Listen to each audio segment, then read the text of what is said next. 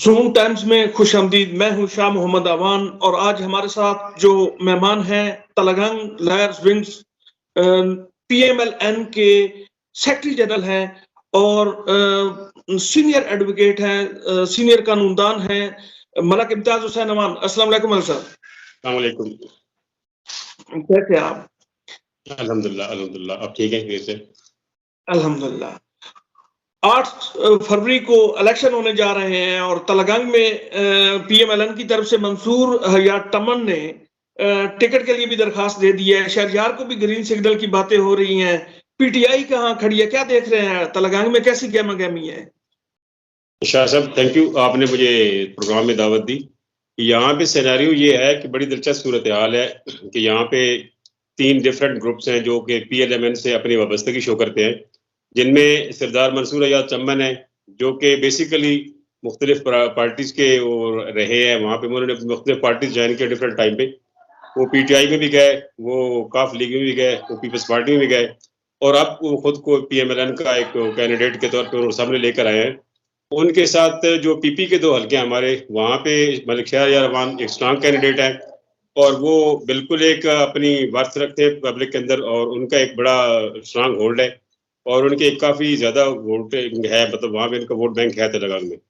तो पीपी 23 के हवाले से बात करें तो वहाँ पे बिल्कुल की डिफरेंट सिचुएशन है कि वहाँ पे स्ट्रांग कैंडिडेट ही कोई नहीं है। सरदार अब्बास साहब भी पिछले इलेक्शन में चूंकि पीटीआई में चले गए थे, वो भी कमजोर कर गए अपनी पोजीशन। इसके अलावा उनका मेजर ताहिर सादिक अपोनेंट है, वो भी पीएमएलएन के कैंडिडेट है, वो उनको अपोज कर रहे हैं पीएमएलएन के अंदर रहते हुए भी। इसके अलावा यहाँ पे एक नए कैंडिडेट आए हैं मलिक एजाज जसयाल, तो उनका एक अपना है कि वो पीएमएलएन के सीनियर नायब सदर हैं, वर्कर हैं, काफ़ी कॉम्पिटेंट वर्कर हैं, वो भी शायद अपनी जगह बनाने की कोशिश में है। तो इस तरह यहाँ पे जो लोग हैं, पीपी 22 की बड़ी डिफरेंट सिचुएशन है और पीपी 23 में तो बिल्कुल बड़ा वाज़ेह है कि शहरयार अवान का कोई अपोनेंट है ही नहीं। कोई खास जो भी बंदा आएगा वो इंशाल्लाह शहरयार अवान जो है वो बहुत स्ट्रांग कैंडिडेट है और वो उनको डेफिनेटली बीट कर पाएंगे आराम से, क्योंकि उनकी पब्लिक बड़ी एक ओपिनियन है, पब्लिक ओपिनियन की राय में उनके हाथ में है। तो बाकी यहाँ एनए की बात करें तो एनए में बड़ा बिल्कुल क्रूशियल सिचुएशन है। सरदार मंसूर हयात को पीएमएलएन के वर्कर एक्सेप्ट ही नहीं कर रहा बेसिकली, और जो बाकी हैं कैंडिडेट नेशनल लेवल पे कोई है ही नहीं। सरदार मुमताज टमन भी लास्ट टाइम पे वो बेवफा हो गए थे, पार्टी को छोड़ गए थे, दगा दे गए थे पार्टी को। इस तरह सरदार फैज टमन वो भी कैंडिडेट स्ट्रांग नहीं है, बल्कि वो तो है ही नहीं, कैंडिडेट की लिस्ट में भी नहीं है। तो यहाँ पे सिचुएशन बड़ी डिफरेंट है और जो पीएमएलएन के मुकाबिल जो है काफ लीग, वो सारी की सारी क्यादत भागी हुई है यहाँ से, वो अवेलेबल ही नहीं है, वो मुल्क से भागे हुए सारे सऊदीया बैठे हैं। तो वो अभी पीटीआई के भी हैं और एक्स काफ लीग के भी हैं, तो वो तो बिल्कुल उनका एक डिफरेंट कंडीशन है।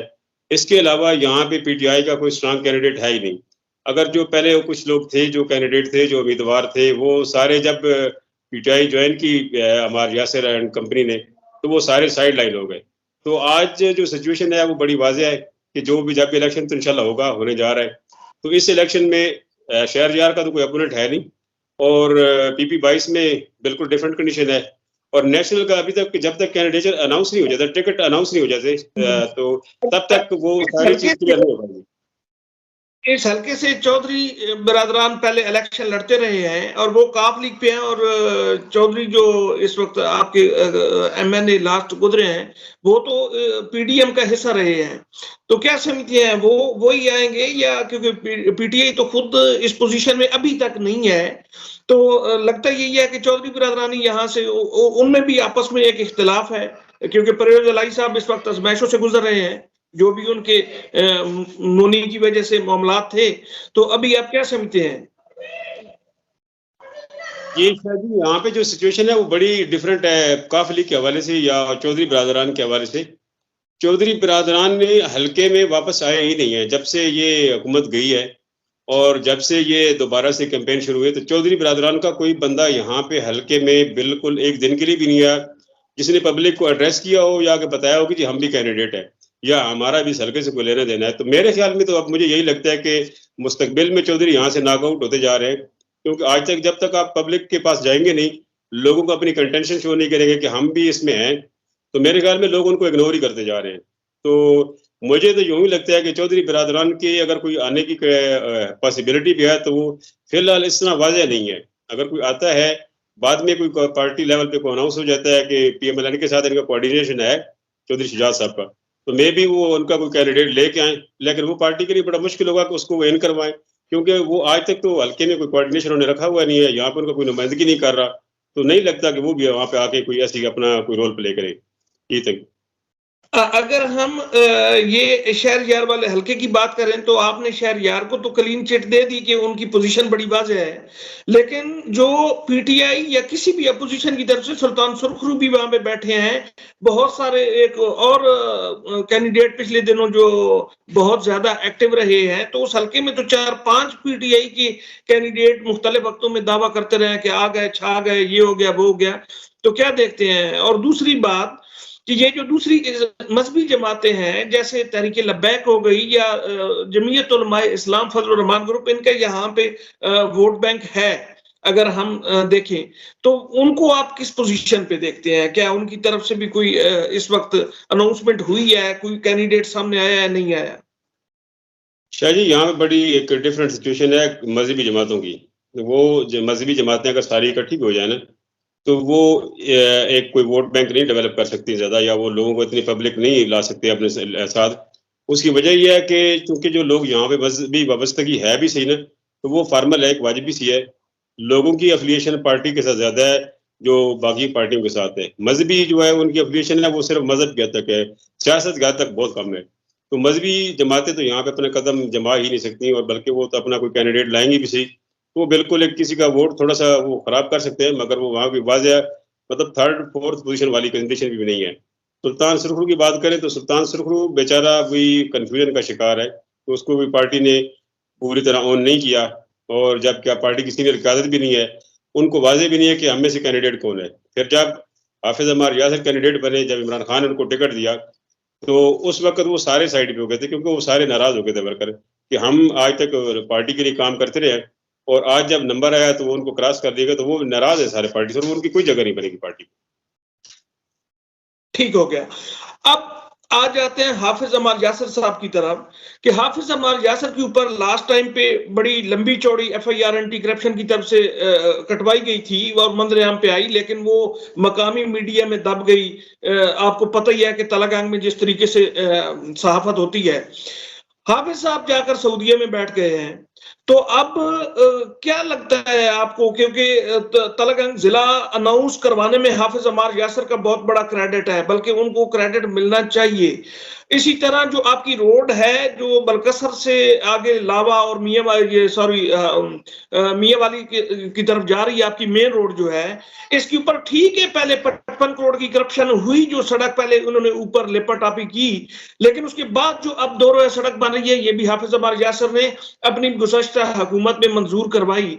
तो अब इन चीजों के सवाल, तलागंग जिला का भी फिलहाल नोटिफिकेशन जो है वो डी नोटिफाई कर दिया गया है बाकी जिला की तरह।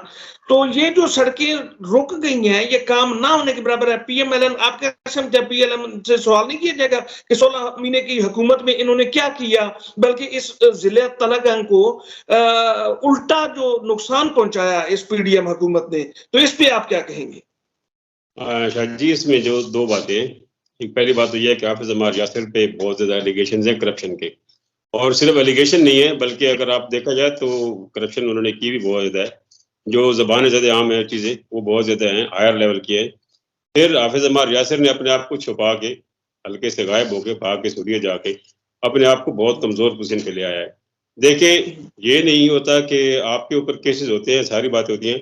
अगर आप क्लीन हैं, अगर आप समझते हैं कि नहीं जी मेरा एलिगेशन है, माज एलिगेशन है और मेरे ऊपर कोई करप्शन नहीं है मैंने किए, तो आप बोल्डली फेस करें, आप पब्लिक के सामने आएँ, अपने आप को क्लियर करें, क्लैरिफाई करें कि जी मैं ऐसा नहीं हूँ, मेरे ऊपर जो इल्ज़ाम है वो माज सियासी हैं।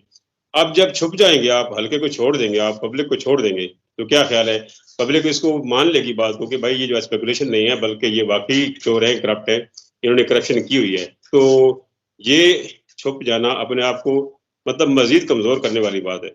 जिले का क्रेडिट उस वक्त में होता है जब आप जिले में आए और क्रेडिट लोगों के सामने रखे।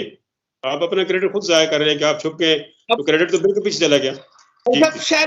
शहरयार के हवाले से मैं एक और बात कहते चलूं कि बलक सलीम इकबाल साहब जो सदाबहार एमपीए वजीर रहे हैं तेलंगाना के, अब वो इस दुनिया में मौजूद नहीं है। तो जोड़ तोड़ के मैर थे मलिक सलीम इकबाल, और इस इलेक्शन में शहरयार को अकेले ही मैदान में निकलना है। जिस तरह आप कह रहे हैं कि एमएनए की पोजीशन मंसूर है या टमन, उनके 13-14 हजार टमन से जो वोट, अपना वोट बैंक है, वही लेकर वो निकलते हैं और पूरे हल्के से कुल मिला के उनकी इधर ही पोजीशन रुकती है। एमएनए की भी खास सपोर्ट नहीं होगी, नून लीग का भी कोई मजबूत कैंडिडेट ही नहीं है नून लीग का, बकौल आपके और मुझे भी जो लग रहा है। तो शहरयार के लिए कितनी मुश्किलात हो सकती हैं, जो भी आगे कोई आजाद कैंडिडेट, क्योंकि बहुत सारे टमान और ये जो आपके एरियाज हैं वहां से बहुत सारे कैंडिडेट पहले भी निकलते रहे हैं जो 40-45 हजार वोट ले लेते हैं। तो आप नहीं समझते कि शायद एंटी नून वोट जो है, जो पीटीआई का नाराज वर्कर है यानी कि नून लीग के हवाले से, तो वो एंटी नून वोट देगा उस बंदे को जो भी आजाद कोई आ जाता है, बेशक वो कोई टमन से कोई कैंडिडेट आ जाता है। आप क्या समझते हैं इसमें, तो ऐसी सूरत बन सकती है? शहरयार की बात करें तो शहरयार का जो वर्थ है, जो पब्लिक का उसका एक है अपना एक वहां पे मकाम है, वो बड़ा वाज़ेह है।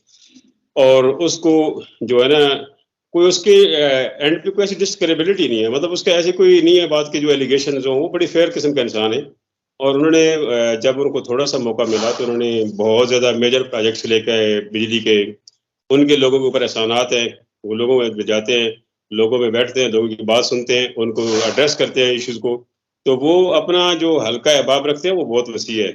और जब आपको पता है कि फिर सियासत के अंदर अब ये चीज़ डेवलप हो चुकी है कि जब हवाओं का रुख भी लोग देखते हैं, तो अब हवाओं का रुख पीएमएलएन की तरफ जाता हुआ नजर आ रहा है नेशनल लेवल पे, तो डेफिनेटली उसका इम्पैक्ट नीचे भी आएगा और लोग उसको भी जरूर देखेंगे। हम कह सकते हैं कि 2018 में जो कुछ हुआ था अब 2024 में वही होने जा रहा है। अगर आने वाले दिनों में मलिक साहब हमारी गुफ्तगू होती रहेगी तो ये जो इस वक्त उड़ान है, अल्लाह पाक नून लीग को कबूल फरमाए। और हम चाहते ये हैं कि इस मुल्क के लिए बेहतर हो, जो भी है इस मुल्क के लिए बेहतर करे और हकीकी मसीहा हो। मलिक साहब आपसे गुफ्तगू होती रहेगी और जैसे जैसे ये डेवलपमेंट होती है इंशाल्लाह हम इस पे बात करेंगे। Thank you very much. Thank you.